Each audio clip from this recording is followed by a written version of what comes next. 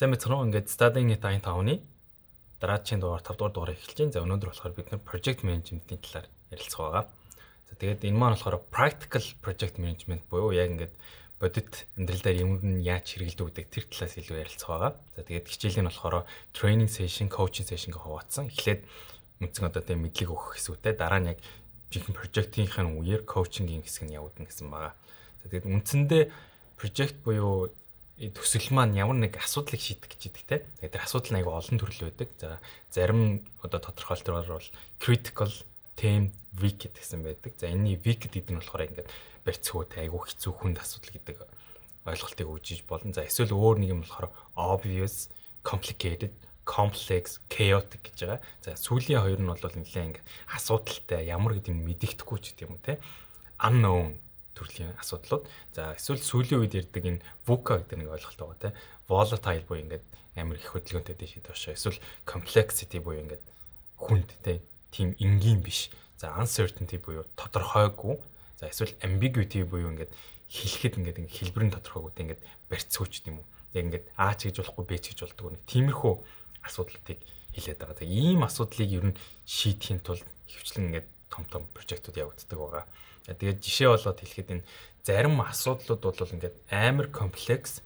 Тэгээд тийм энэ асуудлын талаар ингээд амар их мэдээлэл цуглуулад амар их бодсон ч гисэн эцэст нь ингээд үр дүн нь ерөөсөө л ямар шийдэл гарахаа мэдгүй тийм үр дүн гаргаж болно. Тийм асуудал ч гэсэн байдаг шүү гэдэг нэг үг байгаа. Тэгэхээр бүх юмыг шууд шийдэх боломжгүй. За тэгээд явцын дунд одоо юу гэдгийг өшөө илүү мэдээлэл хэрэгтэй гэж хариу гаргаж болно. Эсвэл цаашаа нь одоо юу гэдгийг яах нь тодорхойгүй ч гэдэг бас хариултыг олж болно гэсэн үг.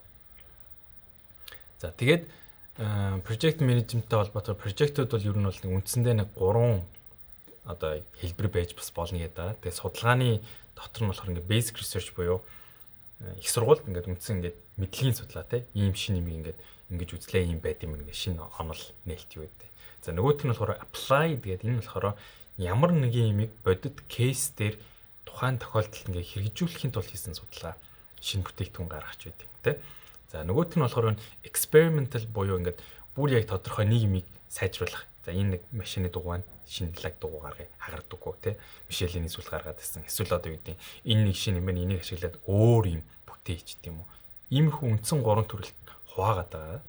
За тэгээд одоо манай явагдаж байгаа хөтөлбөр маань болохоор ихэвчлэн энэ experimental development буюу ингээд жинхэнэ бүтээгдэхүүний шинэ хөлбөр гэхээс илүү ингээд туршилтын тэр одоо ийм байж болох юм байна. Энийг ашиглавал ийм шинжилэл, ийм өөрчлөлтийг гаргах юм байна гэдэг тийм прожектуудыг ихэвчлэн хийдэг гэсэн. За тэгээд Европт байдаг энэ нэг софтверийн тэ одоо программын хувьд ийм левел одоо 9 левел. Энэ маань яаж нэг гэхээр нэг программыг хөгжүүлээд дуслаа хүлээж авахд ямар левелийн төвшөнд одоо гэдэг хүлээлцэх вэ гэдэг ойлголт. За энэ нь 9 левелийн болохоор 9 хамгийн сайн нь. За тэгээд бидний хувьд бол хөвчлэн 6 дээр ажлууд хийдэг гэж яригдсан. Энэ маань яаж юм бэ гэхээр технологио туршаад, баталгаажуулаад тодорхой нэг одоо гэдэг хязгаарлагдмал гэх юм да орчинд туршицсан, баталгаажуулсан юм болж байгаа гэдгийг харуулсан. Тим юм байдаг гэж байгаа. Тэгээд дараачийн 3 левел нь болохоор ингээд operational тэ одоо жинхэнэ budget production дээр ажиллах, тэн дээр ингээд байнгын ажиллагаатай байх гэдэг тийм төвшнийг хэлд юм байлаа. За тэгээд дахиад нэг юм болохоор энэ системийн life cycle гэдэг ойлголт гарч ирж байгаа. Энэ маань болохоор software-ийн life cycle гэж юм байна. Тэр тусдаа. За систем гэхэлэр арай нэг олон юм хэлж байгаа тийм. Олон юмнууд нийлээд нэг систем үүсгдэг. Тэгээд систем маань болохоор нэг юм үндсэн 6 дамжлагаар явж байгаа. Эхлээд концепт буюу ер нь юу юм, хин стейкхолдерны хэрэгцээ нь юу юм, яаж хийх юм гэдэг юм. Тэгээд development буюу яг ингээд үндсэн ингээд чухал шаардлагуудаа тодорхойлоод хийгээд баталгаажуулаад явах. За production буюу яг ингээд хэрэглээнд оруулаад тэ явах. Тэгээ utilization буюу тэр production болгоцсон бэлэн болсон юм а яг бодит амьдралаар ашиглах. Support буюу ашиглаж явах явцад хэрэгцээ тэ одоо тусламж maintenance хийгээд явах. За disposal буюу за ингээд бүх юм боллоо дуслаа энэ програмыг одоо устгая бүх датагаа хаяач гэмтэй ийм үндсэн процессыг явуулдаг байгаа. За бидний хувьд бол энэ disposal-ыг ер нь бол нэг ярьдаггүй боддгоо. За энэ support-ыг ч гэсэн бас хаягдуулах гэдэг тал аягүй их байдаг. За тэгээд энэ нөгөө нэг саяны шатуудаа ингээ харах юм бол need буюу тэр хэрэгцээгээ тодорхойлоод баталгаажуулаад шалгаад дахин хийгээд requirement-а гаргаад дахин хийгээд архитектураа гаргаад дахин хийгээд, дизайнаа гаргаад дахин хийгээд, implementation хийгээд дахин хийгээд тэгээ нөгөө тал руугаа integration, proof of concept нь гарч ирээ. Тэгээд solution маань гарч ирнэ гэсэн. Ерөнхийдөө нэг V модель дээр ингэж харагдаж байгаа. За тэгээд саяны энэ нэг step болгон дээр шат болгон дээр хийгдээд байгаа юм энэ demon cycle буюу энэ plan төлөвлөн юу их вэ яах вэ? Зөв буюу хийн. За хийснийхаа дараа check буюу хариугаа шалгах. За ийм болж гин болохгүй нь яаж. Тэгсээ дахиад act буюу за тэгвэл одоо ингэх юм байна, тэгэх юм байна. Тэгээ үргэлжлүүлээд дахиад plan.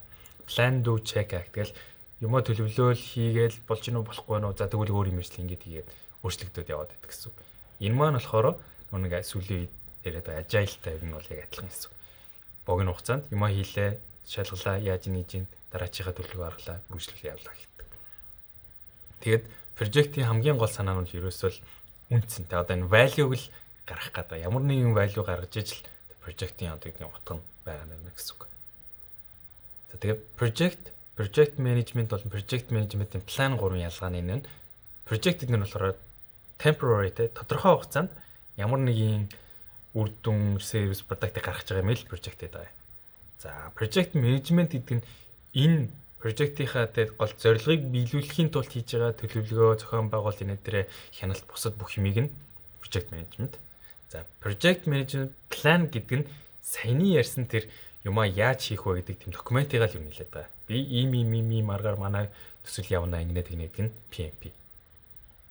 За тэгээд PMP нь болохоор ганц чарт бол биш гэж байгаа. Ерөөс ингээд хугацаа заагаад юм зооцсон байдаг. Тэр бол биш ээ. Тэр бол ингээд жоо худлаа.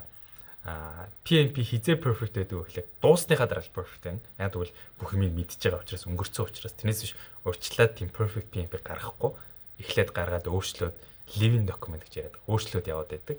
За тэгээд алдартай юмнуудаас нь бол жишээ нь PMBOK гэж байдаг. PMBOK гэдэг project management body of knowledge гэдэг одоо 7 дугаар хэлбэр гарсан. Энийг одоо reference буюу жишээ болгоод бид нар энэ хэсгийг нь авч ашиглана гэж project-та одоо гэдэг нь тохируулдаг гэсэн үг.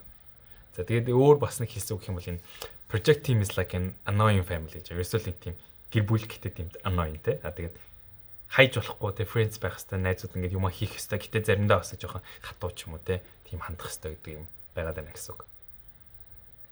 За тэгээд төгсгөлд нэг юм байгаад байгаа юм. Skills framework for the information age буюу SFIA гэдэг орчин үед одоо ямар левелийн ямар мэдлэгтэй байх хэрэгтэй вэ гэдэг юм гаргацсан байгаад байна. За энэ нь болохоор юм 7 левелтэй. Нэгдүгээрх нь одоо follow, хоёрдугаарх нь assist, apply гэдэг ерөнхийдөө ямар хүн ямар мэрэгчлээ одоо ямар левел дээр байх үүдийг харуулсан. 7 бол тэ нэлээд senior нөгөө удирдлага сайн одоо чиглүүлж чаддаг. 6 нус ойролцоо. За 5 бол ер нь бол ингээд төлөвлөгөө гаргадаг, тэрнийгээ баталгаажуулдаг, сайн менежлдэг. Тэр маань энэ нь бол 5 дээр байгаа.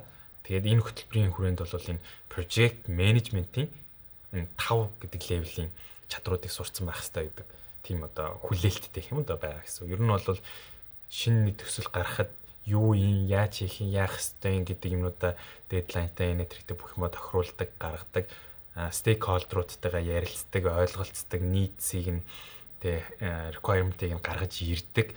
Тэгээд эрсдлүүдийг тодорхойлдог, менеж хийдэг. Тэгээд цаашдаа бас нэг цаг хугацаанд нь бүх deliverables-тэй бүх юмдаа ингээд зохицуулж явдаг team менежментийг хийж чадж байгаа одоо левелд хүрэх хэрэгтэй гэсэн. Тэгээд 5 дугаар левел буюу тэ энэ first line management, ensure advice гэдэг левелд юм хүрэх хэрэгтэй гэж ярьж байгаа.